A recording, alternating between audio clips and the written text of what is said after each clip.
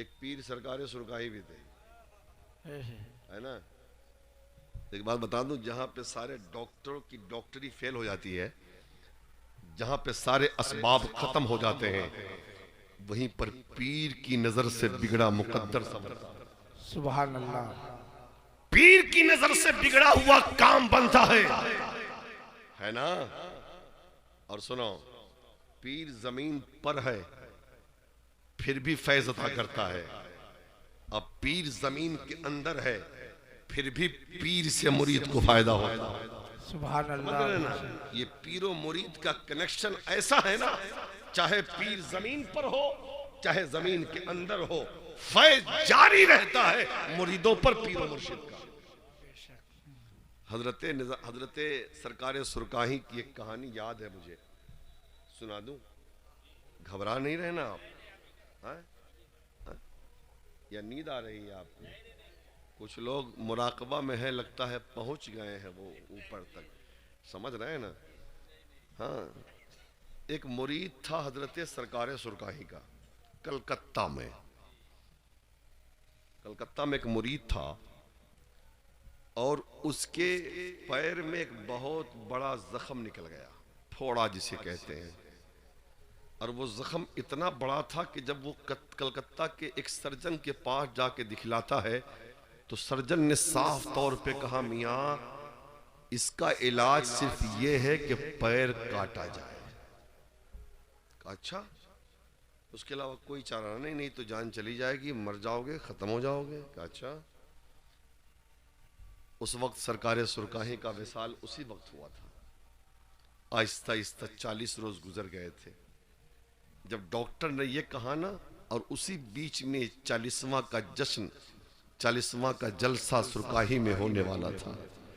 और आशिकों का हुजूम पीरो मुर्शिद की बारगाह में हाजिरी के लिए पूरे हिंदुस्तान से, अपने घरों से सुरकाही के लिए चल पड़ा। कलकत्ता से काफिला भी निकल रहा है। उसको मालूम हुआ कि सरकार सुरकाही का उर्से चहल्लुम है।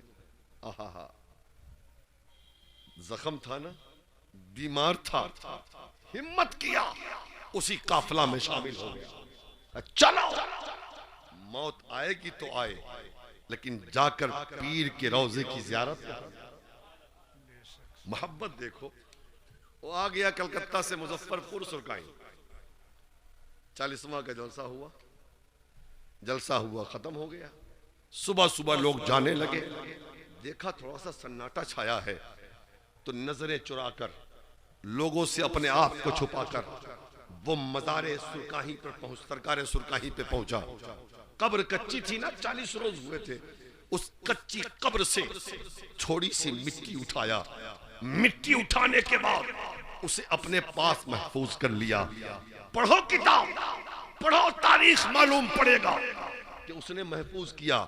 वहां से वो घर आ गया। आने के बाद रोजाना थोड़ी थोड़ी मिट्टी निकालता, पानी में भिगोकर उसे मलहम बनाता। अब मलहम बनाने के बाद उसे पैर के जख्म पे लगाता रहा। अल्लाह अल्लाह, जो जो लगा रहा है उसका जख्म ठीक होता जा रहा है। जो जो लगा रहा है उसका जख्म ठीक होता जा रहा है। इधर कब्र की मिट्टी खत्म हुई, इधर उसके पैर का जख्म ठीक हो गया। सुभान अल्लाह। नारे तकबीर, नारे रिसालत, उलमाए अहले सुन्नत, सरकारी सुरकाही का दामन, सरकारी इसहाक मिल्लत का दामन, समझ रहे हैं? सुरकाही कॉन्फ्रेंस, नारे तकबीर, नारे रिसालत। खत्म हो गया। अब वो जख्म से शफायाब हो गया। उसके बाद फिर वो कलकत्ता पहुंचता है। उसी डॉक्टर के पास पहुंचा जिस डॉक्टर ने ऑपरेशन का हुक्म दिया था। उसी डॉक्टर के पास पहुंचा जिस डॉक्टर ने कहा था बगैर ऑपरेशन के पैर ठीक नहीं हो सकता है। उसी डॉक्टर के पास पहुंचा जिस डॉक्टर ने कहा था अगर पैर न कटवाओगे जान चली जाएगी। उसी डॉक्टर के पास पहुंचा जिस डॉक्टर ने चेतावनी दे दी थी कि पैर कटवाने के बाद जिंदगी बच पाएगी। अपने पैर पे चल के पहुंचा है। पहुंचने के बाद मुस्कुरा रहा है। डॉक्टर देख के इसको परेशान है कि कल तक आता था तो परेशान रहता था, आज आया है मुस्कुराता हुआ आ रहा है, क्या बात है? कहा क्या बात है बाबू, खैरियत तो है? कहा बहुत अच्छी खैरियत है।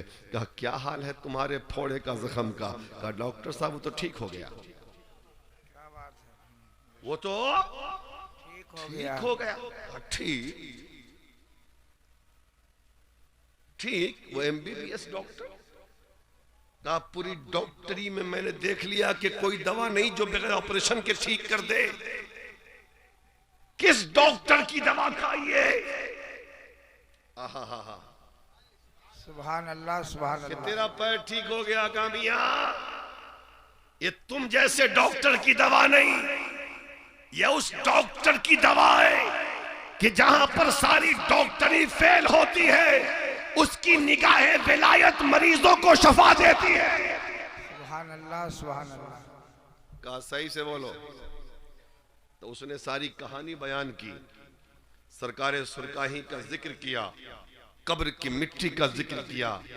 तब उस डॉक्टर ने वहीं पर कहा था, सही बात है कि निगाहे मर्द मोमिन से बदल जाती है तकदीरें, जो हो ज़ौक़े यकी पैदा तो कट जाती है जंजीरें। सही बात है, जहां पर डॉक्टरों की डॉक्टरी खत्म होती है, वहां से वली की विलायत का आगाज हुआ करता है। समझ रहे हैं ना? तो ये है सरकारे सुरकाही, कुतुबे वक्त। आज बहुत सारे लोग ना, हाँ, इधर उल्टी सीधी बातें करते हैं। उसे सरकारे सुरकाही की शख्सियत को समझना चाहिए। सरकारे सुरकाही उस जाते गिरामी का नाम है कि बचपन में जिनकी विलायत की खबर हजरत दाता कंबल शाह ने दी और कहा था ये बच्चा आगे चल के अपने वक्त का बहुत बड़ा वली होगा, विलायत के मनसब पे फायज होगा। हजरात, उन्हीं के नूरे नजर, उन्हीं के दुलारे हैं हजरत सूफी साहब रहमतुल्लाह अलैह, है ना? और उन्हीं के नाम का मदरसा चलता है, मदरसा इसहाकिया मिसबाहुल उलूम। आज हमारी कौम का हाल यह है कि मदरसा की तामीर के मकसद को ही मेरी कौम ने समझा नहीं। आज ये कौम समझती है मदरसा को कायम करने का मकसद क्या है। मदरसे में बच्चे हैं ना, हमारा बाप मर जाए, हमारी माँ मर जाए, हमारा भाई मर जाए ना, तो बस कुरान खानी हो जाए, फातिहा हो जाए, ये ना।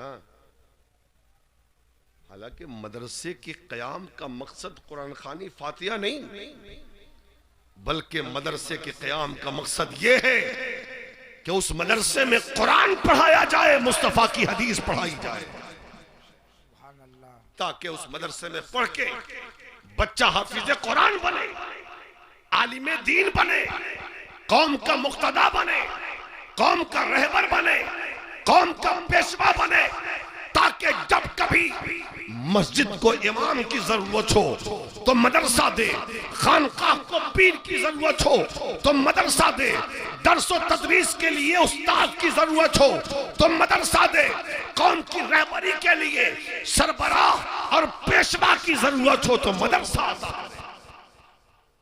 समझ रहे हैं? सुभान अल्लाह, सुभान अल्लाह। लेकिन आज हालात कितने खराब है, मदरसा चलाना कितना मुश्किल काम है। मुश्किल। आज तो घर नहीं चलता लोगों से, अब बताइए मदरसा कैसे चलेगा? लेकिन चूंकि मदरसा ये मुस्तफा का घर है और चलाना भी मदरसे को नबी के गुलामों की जिम्मेदारी है कि नहीं?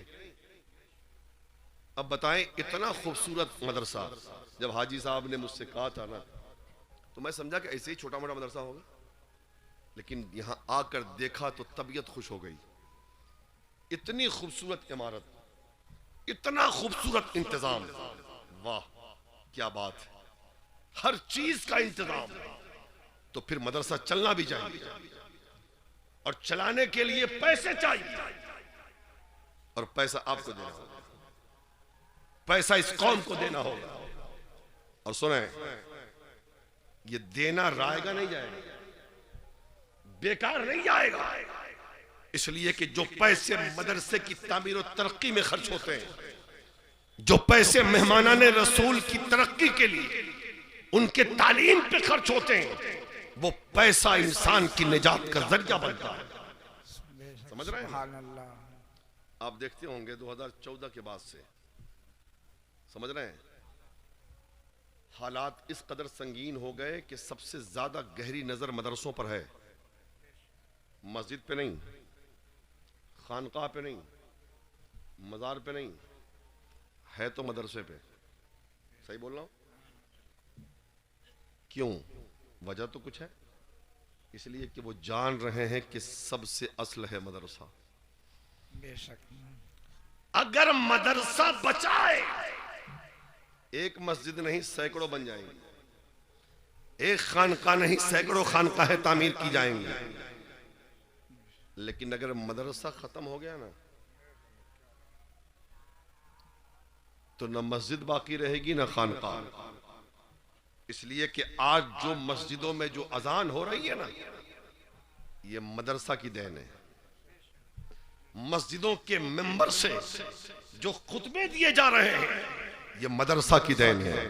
खानकाहों में अल्लाह की जो सदाएं बुलंद हो रही है, ये मदरसा की देन है।